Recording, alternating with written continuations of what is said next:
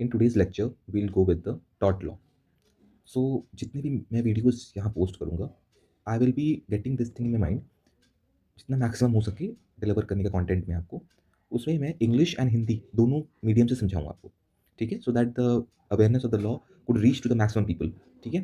सो जहाँ पे मुझे लगेगा कि मुझे वहाँ पे हिंदी वर्ड्स को यूज़ करना चाहिए, I will be using with that. जैसे for the definition of the टॉट लॉ, ठीक है, let's begin with this now. उबी जस्ट ईबी रिमीडियम, सो व्हाट इट सेज, क्या कहता है ये उबी जस्ट ईबी रिमीडियम, where there is a right there is a remedy, where there is a right there is a remedy. Okay, so now यहाँ पे देखने वाली बात है, गौर करने की बात क्या है कि जहाँ पे राइट है, जहाँ पे किसी भी इंसान की राइट होती है, वहाँ रेमेडी होता ही है। ये कहाँ लिखा है? Section 2 sub clause M, section 2 clause M, limitation act of 1963 क्या कहता है? टॉट मीन्स अ सिविल रॉन्ग, टॉट क्या है? एक सिविल रॉन्ग है, which isn't exclusively a breach of contract, जो कि ब्रीच ऑफ कॉन्ट्रैक्ट नहीं है, isn't is a breach of contract, और अ ब्रीच ऑफ ट्रस्ट, और क्या? A breach of trust. टॉट law is not a breach of contract and not a breach of trust. कहाँ लिखा हुआ है? सेक्शन 9 में, CPC. CPC means civil procedure code, civil procedure code, ठीक है, of India. Sorry, section 9 of the CPC, section 9 of CPC क्या कहते हैं? एस्टैब्लिशेस अ क्लियर फ्रेमवर्क, एक क्लियर फ्रेमवर्क एस्टैब्लिश करता है फॉर डिटरमाइनिंग द जुरिस्डिक्शन, क्या? Jurisdiction of civil courts in India. It specifies that a civil suit should be filed in the court within whose local limits the defendant resides or carries on the business। क्या कह रहा है ये? यह निर्दिष्ट करती है कि दीवानी मुकदमा उस न्यायालय में दायर किया जाना चाहिए जिसकी स्थानीय सीमा, जिसकी स्थानीय सीमा के भीतर प्रतिवादी निवास करता है। यहाँ गौर करने वाली बात है, ठीक है। It specifies that the civil suit should be filed in the court within whose local limits the defendant resides or carries on a business, or where the cause of action arises wholly or partially। partially भी होता है या wholly भी होता है, ठीक है। आगे बढ़ते हैं, ये यहाँ पे हिंदी में लिखा हुआ है, अगर आप चाहते हो आप स्क्रीनशॉट ले सकते हैं। Now the differences between taught law, differences between taught law and contract law, ठीक है। मैं बेसिकली यहाँ पे टॉट और कॉन्ट्रैक्ट के बीच में डिफरेंस करना चाह रहा हूँ। जैसे हमने पढ़ा था अभी यहाँ पे देखा कि it is not a breach of contract, it is not a breach of contract और अ ब्रीच ऑफ ट्रस्ट। तो अभी हम क्या देखने जा रहे हैं? कॉन्ट्रैक्ट। तो टॉट और कॉन्ट्रैक्ट के बीच में डिफरेंस क्या है? बेसिकली मेनली डिफरेंस टॉट क्या है? एक ड्यूटी फिक्स बाय लॉ, एक ड्यूटी है जो fix by law, duty towards every person, जिसको हम ड्यूटी इन रेम भी कहते हैं। रेम मतलब remaining world, rem means remaining world, ठीक है। Duty towards every person in duty in the rem. Parties are generally not known, यहाँ पे जनरली ऐसा देखा गया है कि parties are not known to each other. आमतौर पे ऐसा देखा जाता है कि यहाँ पे एक दूसरे को पार्टीज नहीं जानते हैं। No privity of contract, limitation time runs when the damage occurs, limitation time जो होती है वो यहाँ पे आती है at the time damage occurs. Whereas in contract what happens, duty fix by the party, duty क्या होती है? फिक्स होती है by the party. Duty towards specific person, किसी स्पेसिफिक पर्सन, यहाँ पे इट मीन्स दैट कि दो पार्टी दूसरे को जानते हो। Duty in persona, persona means person, जिसको हम कहते हैं पर्सनल। पार्टीज में be connected to each other, गौर करने वाली बात है, यहाँ पे क्या था? Parties are generally not known to each other, not known to each other, whereas वही है पार्टीज में be connected to each other with exceptions of quasi contract. Quasi contract इस कॉन्ट्रैक्ट में आता है एक एक्सेप्शन के तौर पे।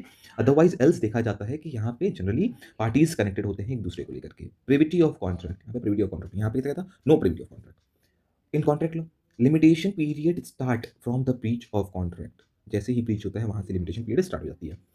Now we'll see the differences between टॉट एंड क्राइम। टॉट और क्राइम, अब तक हमने क्या देखा था? टॉट और कॉन्ट्रैक्ट के बीच में differences. Now will see the differences between taught और क्राइम के बीच में।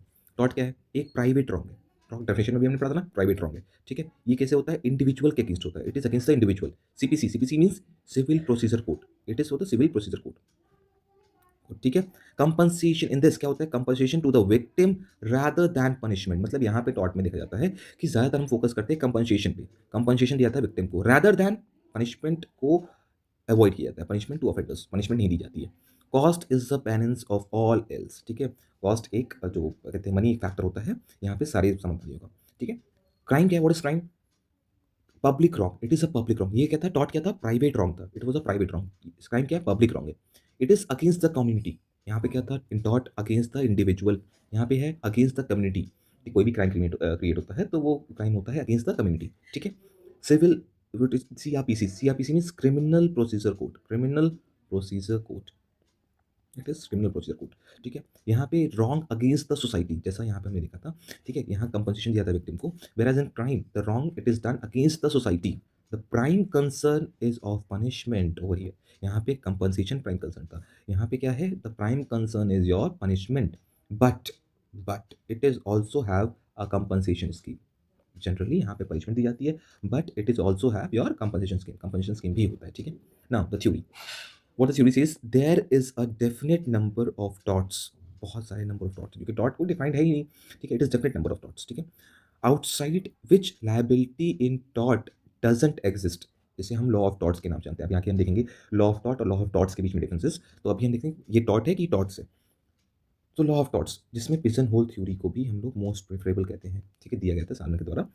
This is pigeon hole theory. Law of dots consist of sets of pigeonholes, each containing a labeled specific dot like assault, battery, false imprisonment, slander, etc.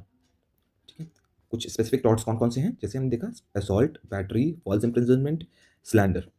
If defendant wrong will not fit in any of these pigeon hole, इसको pigeon hole क्यों कहते हैं, just because कि जैसे एक pigeon अपने घोंसले में, ठीक है, देयर इज अ स्पेसिफिक, ठीक है, कि ये उसके घोंसले होते हैं फॉर एग्जांपल, वैसे ही सालमन ने इसको डिस्क्राइब किया था कि these all are your, you know, कि पिजन होल थ्योरी की तरह ही, सेम जैसे पिजन होल होता है पिजन होल थ्योरी, वैसे ही this are law of torts is also similarly on basis of that.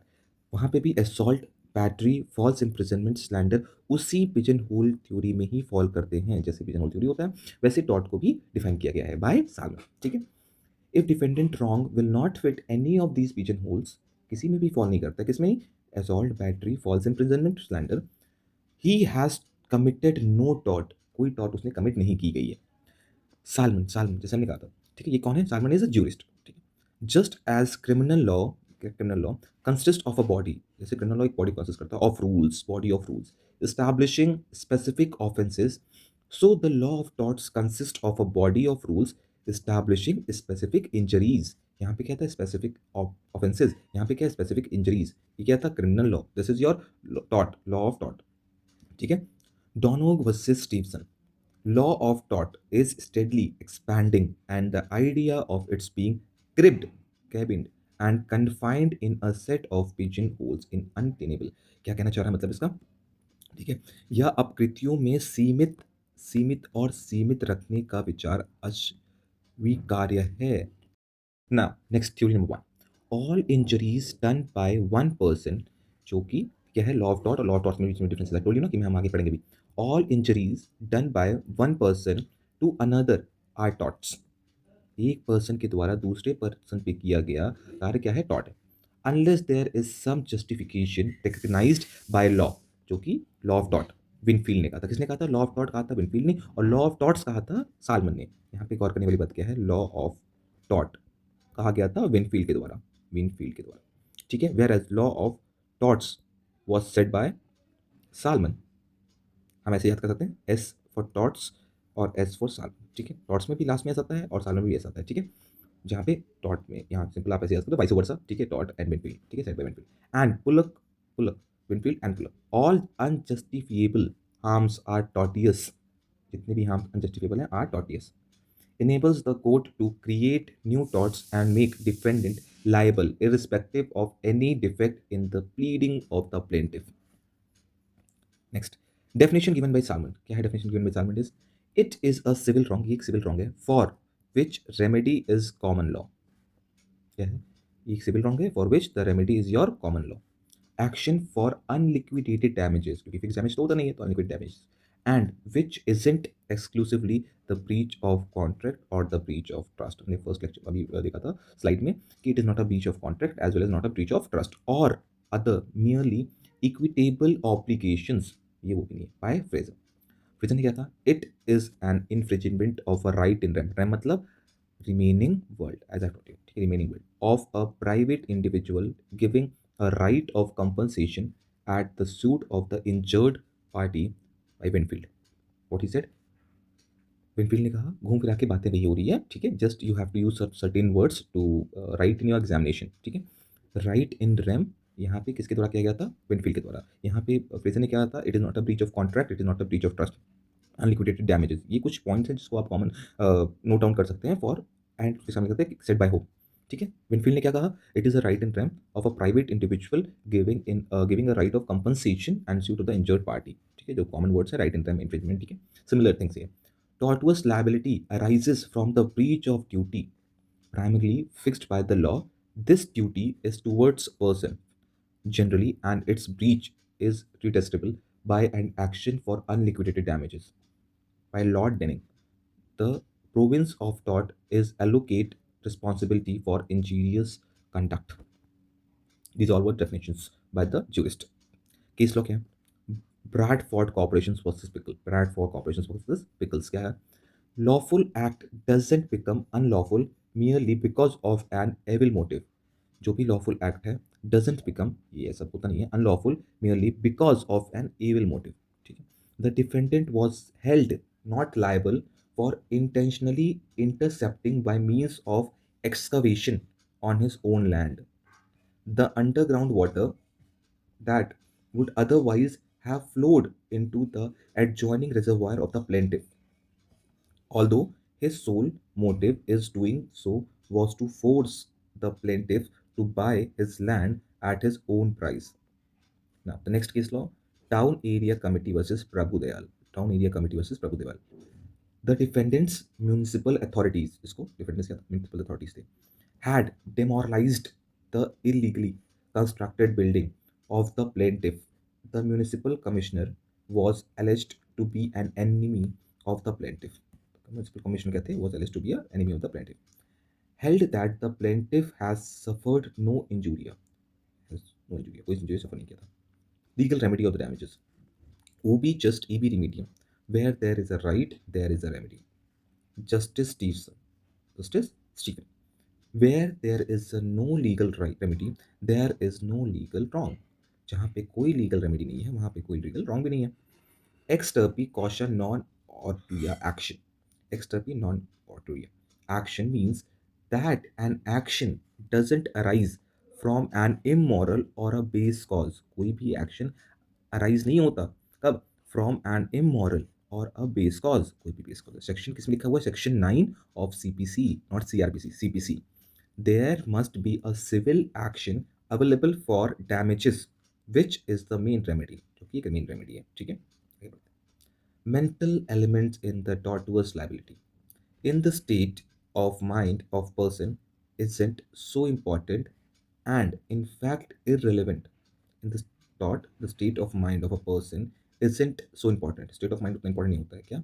And in fact irrelevant, except in certain cases because in the torts the focus isn't on the punishing the wrongdoer।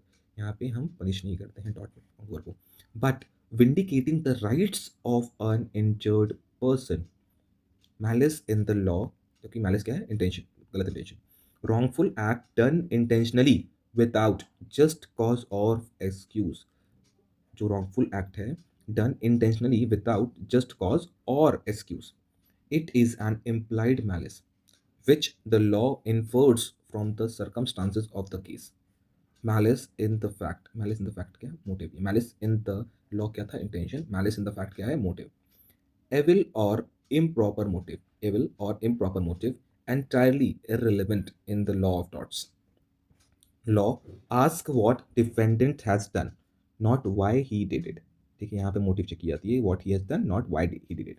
ठीक है, next legal damage, हमने भी देखा था। Legal damage जो कि हम देखा है, damnum sine injury, most important terminology, most important terminology क्या है? Damnum means damage, sine means without and injuria means injury. Damnum sine injuria, damage without injury. ठीक है, क्या कहता है ये? Legal injury. कैसी इंजरी? Legal injury. प्लांटिफ में सफर एक्चुअल और सब्सटैंशियल लॉस। यहाँ पे क्या है? प्लांटिफ को क्या सफर करना होता है? एक्चुअल लॉस या substantial loss without any violation और इन्फ्रिंजमेंट। कोई भी विदाउट एनी वायलेशन और infringement of the legal right, कोई भी लीगल राइट का हनन नहीं होना चाहिए। जैसे एग्जाम्पल यहाँ क्या है? ग्लास्टर्स ग्रामर स्कूल्स केस, ये मोस्ट प्रेफरेंसिबल केस है। ठीक है, क्या है? डिफेंडेंट स्कूल मास्टर, डिफेंडेंट क्या था? स्कूल मास्टर था, set up a rival school to that to the plaintiffs setup एक राइवल स्कूल सेटअप करता है, ठीक है, to that of the plaintiffs because of the competition of the plaintiffs, जो कि competition plaintiff had no remedy for the loss thus suffered by them, तो loss suffer नहीं किया था। Next is Mogul steamship company versus MC George Gow and company, ठीक है। इसमें क्या था, one can compete with one's rival, एक क्या कर सकता है, एक व्यक्ति अपने राइवल से compete करता है without causing any hindrance to him. A number of steamship companies combined together and drove the plaintiff's company out of the trade by offering reduced freight. This held that the plaintiff had no cause of action as the defendant had only used lawful means का use किया, to protest and extend their trade and increase their profits. अब देखो, in India, however, such trade combines could, what happened over here?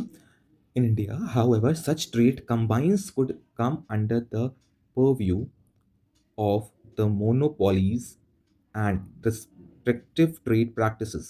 Chessmore versus Richards. Plenty में आ जाता है, a mill owner, एक mill owner है, was using water for 60 years, 60 साल से use करता था, from a stream which was chiefly supplied by the percolating underground water. The defendant dug a well on their land deep enough to stop the larger volume of water going to the plaintiff's stream. For this, defendant was held not liable. Our next topic is legal damage.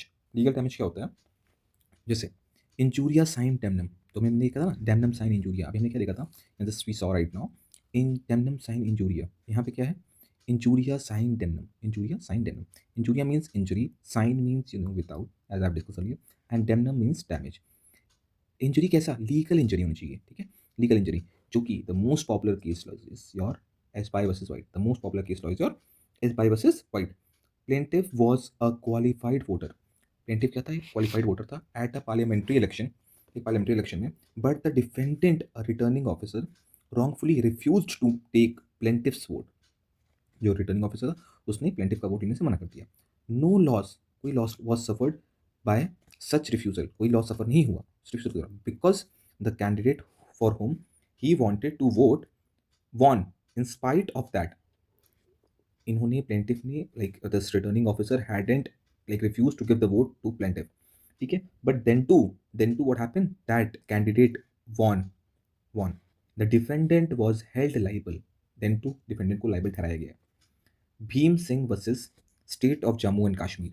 The petitioner, an MLA of Jammu and Kashmir Assembly, was wrongfully detained by the police. Thus, he was deprived of his fundamental rights to personal liberty and constitutional right to attend the assembly session. Court awarded exemplary damages of rupees 50,000 by the way of consequential relief.